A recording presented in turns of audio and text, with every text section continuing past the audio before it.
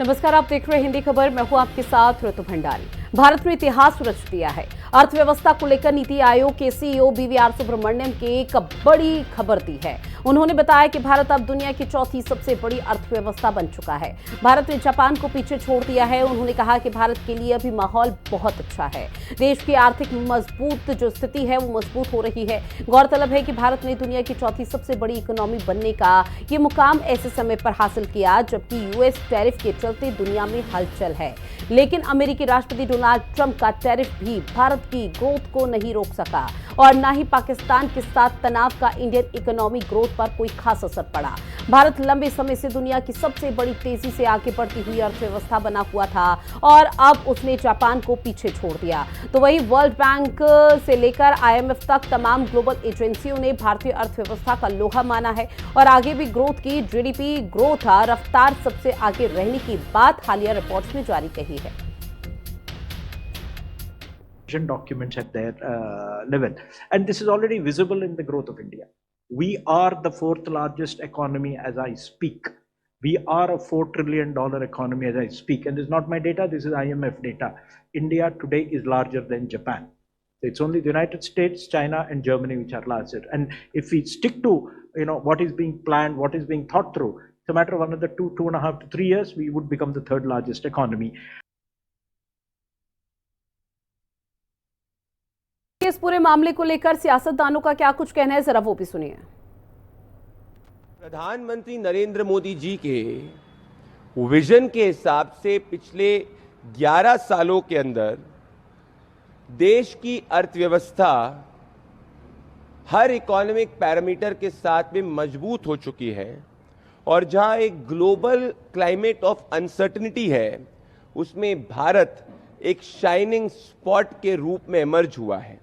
ये मोदी नॉमिक्स की बहुत बड़ी जीत है। देखिए, नीति आयोग में 2047 का भारत कैसा हो और आज के परिवेश में जो ताजा घटना घटी है 22 अप्रैल को और हमारे देश के सेनाओं ने जो घुस के मारा है और सिंदूर ऑपरेशन अभी चालू है, तो उसके बारे में देश के सभी प्रदेशों से सलाह कर करके जो रणनीति बनाई जाएगी और वो देश हित में आज काम हो रहा है और बहुत ही अच्छा काम हो रहा है। नीति आयोग को बताना चाहिए कि किस जगह पर हम तीसरी अर्थव्यवस्था बने हैं, दूसरी बने हैं या चौथी बने हैं। पर कैपिटा इनकम में हम पूरी दुनिया में 142 से 146वें नंबर पे हैं, यानी भारत गरीब मुल्क है। भारत की अर्थव्यवस्था पर कैपिटा इनकम के हिसाब से 142 से 146वें पायदान पर है। हम जिस जगह पर तीसरी अर्थव्यवस्था बन रहे हैं उसमें 70 से 80% तो अडानी अंबानी के लोगों की कमाई है। आम आदमी को क्या फायदा मिल रहा है ये नीति आयोग को जरूर बताना चाहिए। आज हमारे तमाम देशवासी ऐसे हैं, गरीब हैं, जिनको रहने के लिए मकान नहीं है, 2 जून खाने के लिए भोजन नहीं है, सड़कों पर गुजर बसर करते हैं। तो जब तक हमारे देश का एक एक व्यक्ति संपन्न न हो जाए तब तक मैं नीति आयोग की जो रिपोर्ट है उससे इत्तेफाक नहीं करता। मोदी जी के नेतृत्व में 2014 में भारत देश की सरकार बनी और 2024 तक ही हम 10वें नंबर की अर्थव्यवस्था से 5 पायदान छलांग मारते हुए 5वें नंबर की अर्थव्यवस्था बन गए थे। और मोदी जी ने पिछले वर्ष कहा था कि उनके तीसरे टर्म में हम तीसरे नंबर की अर्थव्यवस्था बन जाएंगे। अभी जापान को पीछे छोड़ते हुए 1 साल के भीतर ही हम चौथे नंबर की अर्थव्यवस्था बन चुके हैं और निश्चित रूप से मोदी जी ने जो कमिट किया है उसके अनुसार तीसरे नंबर की अर्थव्यवस्था उनके तीसरे कार्यकाल में अनिवार्य रूप से बन जाएंगे। भारत की आर्थिक यात्रा नित नई ऊंचाइयों को मोदी जी के नेतृत्व में प्राप्त कर रही है। वही भारत को लेकर ये बहुत अच्छी और बड़ी खबर है, लेकिन इस पूरे मामले को लेकर बैंकिंग एक्सपर्ट अश्वनी राणा का क्या कुछ कहना वो भी आपको सुनवाते हैं।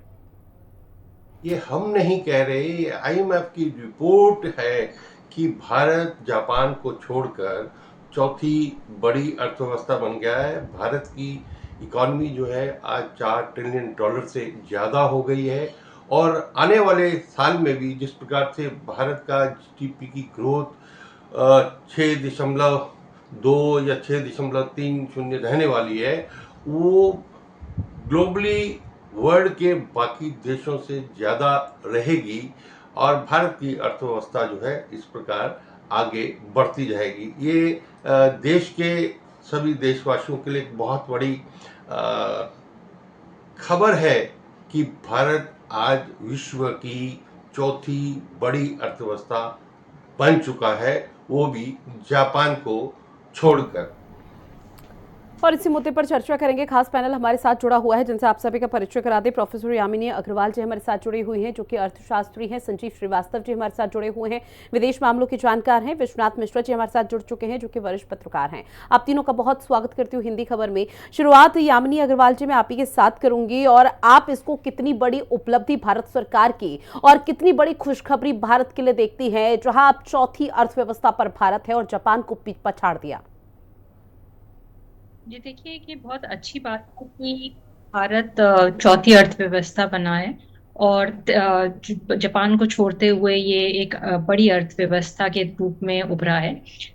लेकिन इसमें कुछ चैलेंजेस जो हैं अभी बहुत ज़्यादा हैं, खास तौर पे अगर हम देखें पॉवर्टी के माध्यम से और अनएम्प्लॉयमेंट के माध्यम से, जहाँ पे देश के खास तौर पे जो निचले वर्ग हैं उन तक जो है सामान्य सेवाएं नहीं पहुंचती, और जहाँ पे आप कहें यूथ पॉपुलेशन है, जो भारत एक आज यूथ कंट्री की तरह जाना जाता है, उसके पास एम्प्लॉयमेंट नहीं है। खास तौर पे जब एम्प्लॉयमेंट के मामले लोगों के लिए सरकारी जॉब से जाने जाते हों, क्योंकि वो एक सेंस ऑफ सिक्योरिटी क्रिएट करते हैं और एक जो है लोगों को लगता है कि वो ही एक जॉब है और प्राइवेट सेक्टर एक जॉब नहीं देता। तो जहां तक एम्प्लॉयमेंट की बात है, सरकारी जॉब्स की बात है या ओवरऑल यूथ को एम्प्लॉय करने की बात है, वहां पे चैलेंजेस रहते हैं। दूसरी बात यह है कि भारत जो है तीसरी अर्थव्यवस्था भी बन सकता है, जहां तक देखा जाए कि डिफेंस में जहां पे इंडिजिनस प्रोडक्शन हो रही है और ऑपरेशन सिंदूर के बाद जिस तरीके से डिफेंस के एक्सपोर्ट्स होंगे, वहीं पे बहुत सारे देश जैसे यूएस है, इजराइल है या रशिया है, वो डिफेंस के माध्यम से और ऑयल के माध्यम से मैक्सिमम अमाउंट जो पैसा है वो कमाता है या जीडीपी में बढ़ोतरी करता है। इंडिया क्योंकि ज्यादातर एक नेट इंपोर्टर है ऑयल का, वहां पे तो वो ग्रोथ नहीं देख सकता, पर डिफेंस के मामले में खासतौर पे ऑपरेशन सिंदूर के बाद देखा जा सकता है कि काफी हद तक डिफेंस इक्विपमेंट्स के एक्सपोर्ट्स हों, जो देश हैं वियतनाम है, कंबोडिया है और जगहों पर। तो इन सभी में जो है भारत कहीं आगे जा सकता है। ठीक है मैम, लौटूंगी मैं आपके पास। संजीव श्रीवास्तव जी आपके पास आते हुए, सर चूंकि देखिए जब 2014 में भारत सरकार में मोदी सरकार आई थी, तो उस दौरान लगातार ये देखने को मिल रहा था कि बहुत पिछड़ता हुआ देश था। तमाम तरह के विकसित भारत के जो यहाँ पर नारे हैं, जो मैसेज है, वो देने की कोशिश मोदी सरकार की तरफ से भी की गई थी। लेकिन अब आपको क्या लग रहा है कि यहाँ तक पहुँचने के लिए वो कौन कौन से चैलेंजेस रहे होंगे जो भारत सरकार ने फेस किए? देखिए, सबसे बड़ा तो जो कमी थी, जो सबसे बड़ा जो चैलेंज था, वो एक विजनरी और डिटरमिन्ड लीडरशिप की कमी थी, और ये जो है 2014 के बाद से दूर कर ली गई। आज का जो ये नया भारत है, उसका जो राजनीतिक नेतृत्व है वो संकल्पशाली नेतृत्व है और बड़े विजन के साथ कार्य करने वाला राष्ट्र है। प्राइम मिनिस्टर मोदी ने एक पूरा रोड मैप लेआउट रख दिया है राष्ट्र के सामने कि हमको 2047 तक विकसित भारत बनना है, और उस दिशा में जो भी कदम उठाए जाने की आवश्यकता है, सारे कदम उठाए जा रहे हैं। अनेक तरीके के रिफॉर्म्स किए गए हैं। जैसे कि आप देखें तो जीएसटी का जो रिफॉर्म था वो एक बहुत ही बड़ा कदम था, और ईज ऑफ डूइंग बिजनेस और जो गवर्नमेंट की जो प्रक्रियाएं होती हैं, जो रेड टेपिज्म हुआ करता था, जो ब्यूरोक्रेटिक डिलेस हुआ करते थे, उन सारे विषयों पर कार्य किया जा रहा है। अभी भी हालांकि मेरा मानना है कि अभी भी बहुत कुछ करने की आवश्यकता है। जो करप्शन का जो के ऊपर भारी जो है प्रहार किया गया, डिमोनेटाइजेशन की जो प्रक्रिया की गई, वो जाहिर है कि करप्शन के ऊपर एक जीरो टॉलरेंस का जो अप्रोच के तहत ही वो कार्रवाई की गई थी, एक बड़ा कदम उठाया गया था, और उससे एक जनता के अंदर भी एक मैसेज गया कि ये जो सरकार है वो करप्ट प्रैक्टिसेस जो जी, करप्ट बिल्कुल। जो भी एलिमेंट्स हैं उनके ऊपर वो कड़ा प्रहार करेगी। लेकिन इसमें और भी अधिक कार्य करने की आवश्यकता है। करप्शन का जो विषय है ये एक महत्वपूर्ण और गंभीर विषय है। इसके बारे में और भी कुछ करने की आवश्यकता है। ठीक है। लेकिन मेरा ऐसा मानना है कि जो अनेक सेक्टर्स के जो रिफॉर्म्स किए गए, make in India, make for the world, self reliance in various production centres, और डिफेंस में तो विशेष रूप से आप देखिए तो हम self reliance in defence production में आज इतना आगे बढ़ चुके हैं कि हम एयरक्राफ्ट कैरियर्स भी बना रहे हैं, फाइटर जेट्स भी बना रहे हैं, जो एडवांस वेपन सिस्टम स्वयं से बना रहे हैं। अभी ऑपरेशन सिंदूर में आपने देखा कि हमारे जो इंडिजिनसली बिल्ट जो वेपन सिस्टम्स थे उन्होंने शानदार परफॉर्म किया है, वर्ल्ड क्लास का परफॉर्मेंस दिया है। तो ये मैं स्पष्ट रूप से मानता हूं कि हमारे देश में टैलेंट की कमी नहीं रही है, जी। वर्क फोर्स की, हार्ड वर्क की भी कमी नहीं है, एक विजन की कमी थी। एक इस राष्ट्र को कहां ले जाना है उस विजन की कमी दिखाई बिल्कुल देती सर, और थी, देखिए और जो विकसित कि अब दूर भारत कर का ली ही वो गई है। विजन था जो और मोदी सरकार की तरफ से आगे बढ़ाया गया कि किस तरह से भारत में जो विकास कार्य है वो तेज गति के साथ बढ़ाया जाए और भारत को इस पायदान पर लाया जाए जहां पर पूरे विश्व भर में भारत की चर्चा हो। इसको लेकर मैं चर्चा को आगे जारी रखूंगी। विश्वनाथ मिश्रा जी, आपके पास आते हुए सर, चूंकि देखिए जापान को पछाड़ दिया है, अब यूएस, जर्मनी, चीन, ये 3 देश ऐसे बचे हुए हैं जिसको लेकर ये कहा जा रहा है कि वो समय भी अब दूर नहीं जब भारत इन तीनों को भी पछाड़ते हुए आगे जाएगा। लेकिन जब बात चीन की आती है तो चीन बहुत शक्तिशाली देशों में गिना जाता है। तो ऐसे में क्या इतना आसान रहेगा भारत के लिए इन तीनों देशों को पछाड़ते हुए, चीन को भी आगे पीछे करते हुए? ये छोटा अचीवमेंट नहीं है जो आज भारत ने अचीव किया है, ये बहुत बड़ा अचीवमेंट है। जी। हम 10 साल पहले, 1 दशक पहले पीछे चले जाएं तो स्थितियां इतनी गंभीर थीं, ऐसा लगता नहीं था कि कभी हम भारत एक लीडर के रूप में वैश्विक पूरे पटल पर कहीं दिखेगा। लेकिन जब प्रॉपर लीडरशिप होती है, जब हम अपने रिसोर्सेज को समझ पाते हैं, उनकी अहमियत समझते हैं, उनको टैपिंग करने का, उनको टैप करने का, उनको सिस्टमेटिक सिंक्रोनाइजेशन करते हैं, तो वो निकल के आता है जो आज निकल के आया है। भारत आज $4 ट्रिलियन की इकोनॉमी हो गया है। ये छोटी बात नहीं, और ये हम नहीं कह रहे हैं, हम स्वयंभू सम्राट नहीं बन रहे हैं, ये IMF के जो हालिया आंकड़े हैं वो बता रहे हैं। बिल्कुल। तो अब चूंकि भारत 4थे स्थान पे पहुंचा है तो ये अकारण नहीं है, ये हमारी आर्थिक प्रगति का द्योतक है। हम कभी डिफेंस के 100% इंपोर्टर होते थे, आज हम डिफेंस में बड़े एक्सपोर्टर हो रहे हैं। हम प्रोडक्शन ही नहीं कर रहे हैं, अपना डोमेस्टिक यूजेज के लिए ही प्रोडक्शन नहीं हो रहा है, हम बहुत तेजी से हाईटेक प्रोडक्शन कर रहे हैं और एक्सपोर्टर बन रहे हैं। ढेर सारे एक्सपोर्ट्स के लिए ढेर सारे ऑफर्स हमारे पास पड़े हुए हैं जिनको हम सिंक्रोनाइज कर रहे हैं और एक्सपोर्ट कर रहे हैं। पेट्रोलियम, जिसमें हम 100% इंपोर्टर हुआ करते थे, उसमें हमने खूब एक्सपोर्ट किया, उससे हमने भी बहुत पैसा कमाया है। तो कहने का मतलब ये जो वो अनटैप्ड एरियाज थे जो आज हमारी विकास दर में बड़ा योगदान जिन्होंने किया है। 2025-26 में जो एक एक्सपेक्टेशन है कि भारत की विकास दर क्या होगी, तो 6.2 से 6.3 की अपेक्षा है, संभावित है। तो जो ये जो वो रेट है जो वैश्विक अर्थव्यवस्था की विकास दर से ज्यादा है। तो अगर भारत इस गति से विकास कर रहा है, जिस गति से वैश्विक विश्व की अन्य जो व्यापार हैं वो कर रही हैं, तो उससे ज्यादा जब कर रहा है तो स्वाभाविक सी बात है हम बहुत तेजी से आगे बढ़ेंगे। एक आकलन के मुताबिक मुझे लगता है 2.5 साल 3 साल मैक्सिमम लगना है, जिसमें हम 3rd पोजीशन पर डेफिनेटली होंगे। तो अब ये 3rd पोजीशन पर होने के बाद ये एक जर्मनी का एक जो टारगेट है उसको हम अचीव कर लेंगे, इस बात की आशंका होता है थोड़ा जल्दी हो जाए। लेकिन ये जरूर बात है कि भाई यूएस और चाइना 2 बड़े टारगेट्स हैं हमारे सामने, या यूं कहें कि बड़े गोल्स हैं जिन्हें पीछे करने के लिए, आउटस्मार्ट करने के लिए हमें ज्यादा मेहनत करनी होगी। देखिए, ये चीजें केवल मौखिक बाजीगरी से नहीं होता है। कुछ लोग इस बात की जरूर चर्चा कर रहे हैं कि भाई पर कैपिटा इनकम कैसे, पर्सनल और लोगों को नौकरी नहीं मिलती। तो नौकरी देखिए, जब हम हर 5वां व्यक्ति हमारे भारत में हो, तो हर 5वां व्यक्ति रख लेने वाला इतना बड़ा देश, इसकी इतनी बड़ी इकोनॉमी हो, वो नौकरी के दम पे केवल नहीं चल सकता है। आपको प्रोडक्शन करना होगा, आपको वैश्विक लीडर बनना है, तो एक सिस्टमेटिक एक कॉन्फ़िगरेशन तैयार करना होगा जहां पे आप विश्व के हर मामले में लीडर हों।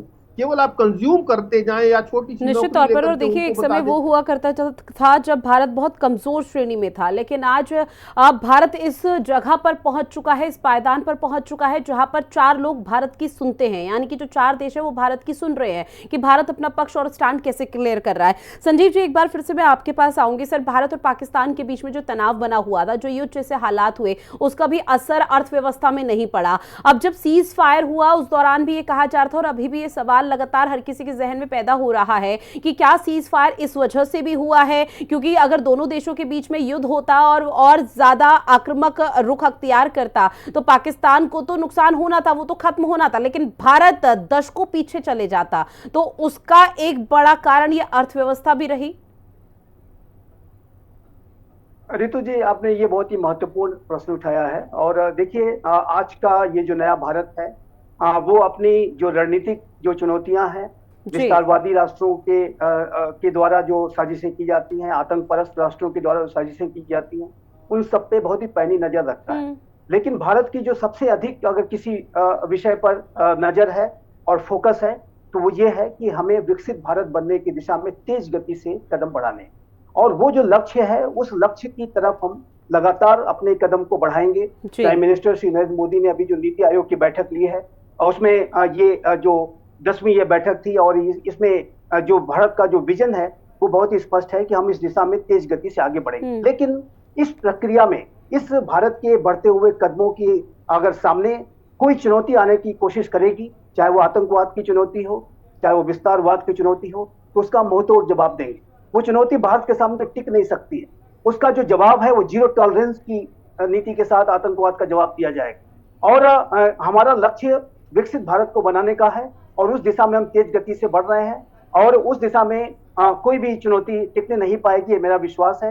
एक बात मैं अवश्य और भी चर्चा करना चाहता हूं कि आपने बिल्कुल सही कहा कि विश्व के अनेक ऐसे जो भारत विरोधी तत्व हैं, जो अमेरिका के जो डीप स्टेट एलिमेंट्स हैं, या विश्व में अन्य जगहों पर जो डीप स्टेट एलिमेंट्स हैं, वो सभी भारत की जो उन्नति, प्रगति, विकास को लेकर के ज्यादा उनको इसे पसंद नहीं करते, और भारत को नीचा दिखाने की कोशिश, भारत को कमजोर दिखाने की कोशिश, जॉर्ज सोरोस एंड कंपनी और इसी तरीके से तमाम ऐसे जो डीप स्टेट एलिमेंट्स हैं विश्व भर में फैले हुए, वो भारत को कमजोर करने की साजिशें रचते हैं। तो ऐसे में ये जो डीप स्टेट एलिमेंट तो यही चाहते थे कि भारत और पाकिस्तान में लड़ाई हो जाए और एक अच्छा खासा युद्ध हो जाए, और पाकिस्तान तो खैर वो बर्बाद है ही, भारत की भी उसमें जो है बहुत क्षति हो जाए। तो उसमें जो भारत का जो ग्रोथ और जो विकास और उत्थान तेज गति से आगे बढ़ रहा है, भारत चौथी अर्थव्यवस्था, जाहिर है कि वो भी जानते हैं कि भारत चौथी अर्थव्यवस्था बन चुका है और तीसरी की तरफ बड़ी तेजी से बढ़ रहा है। भारत विश्व की सबसे तेज गति से बढ़ती हुई मेजर इकोनॉमी है, चाहे वो कोरोना का संकट आया हो, चाहे वो कोई भी संकट क्यों ना आया हो, रशिया यूक्रेन का संकट, मिडिल ईस्ट का संकट, उसके बावजूद भी सबसे तेज गति से बढ़ती हुई मेजर इकोनॉमी भारत है। तो ये जो डीप स्टेट एलिमेंट्स हैं, भारत के जो शत्रु हैं, जो छुपे तौर पे काम करते हैं, सामने नहीं आते, वो तो यही साजिश रच रहे थे कि किस तरीके से भारत कमजोर पड़े। तो ये भारत इस तरीके की साजिशकर्ताओं को बहुत अच्छी तरह से समझता है।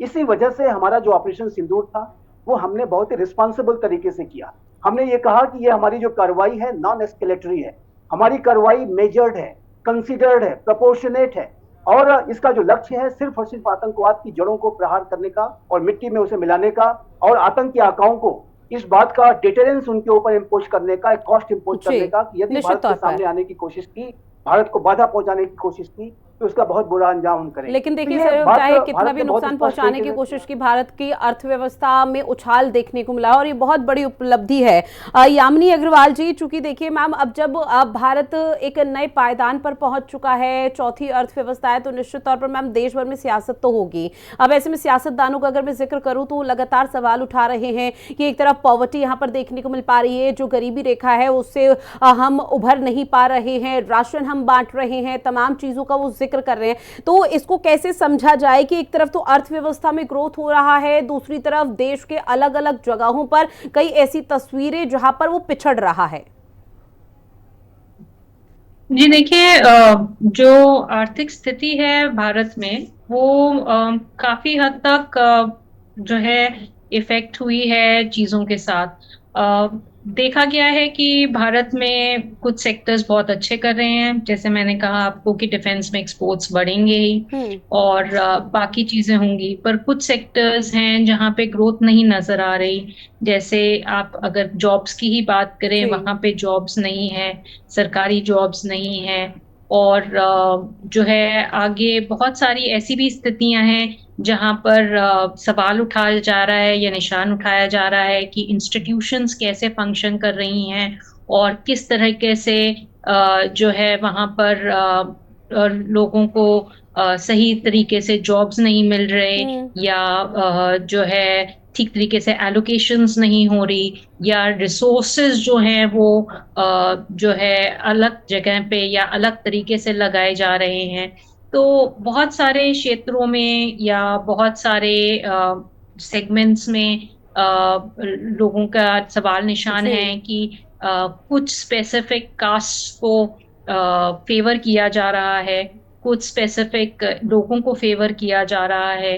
ये फेवरेटिज्म है या कुछ निश्चित तौर पे चीजें हैं जिन पे लोग बहुत टाइम से सवाल उठा रहे हैं या ये कह रहे हैं कि ये एक बहुत अच्छा सामाजिक परिवेश नहीं क्रिएट करता और आपसी समझ भी नहीं बनाता, जिसके तहत काफी हद तक देश में बहुत जगहों पर लोगों ने जो है कोशिश की है कि अपने मत रखें और बातें साझा करें।